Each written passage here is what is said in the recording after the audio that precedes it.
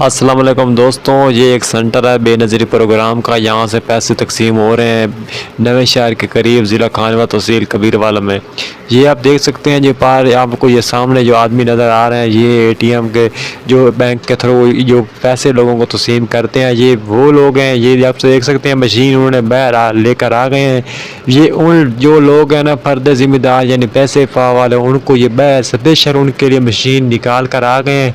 ये उनको यहाँ से पैसे उनको दे रहे हैं बाहर, क्योंकि उनकी औरतें यानी अंदर घसीटने धक्के ना खाएं, क्योंकि स्पेशल उनको दो आदमी उनको वेरिफिकेशन भी कर रहे हैं, उनके साथ पैसे भी तकसीम ये हो रहे हैं, ये आपके सामने।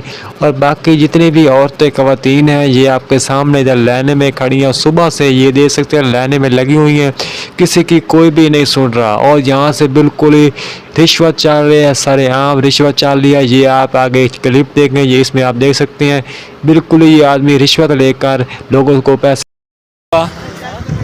इत कम हो रिश्वत वाला ही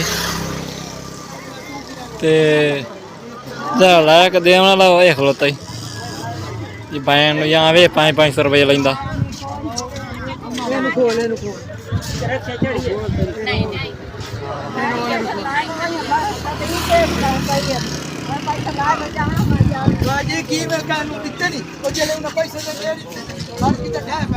बैन यहाँ सारे ने रिश्वत खोर तो हजार ला के पैसे ला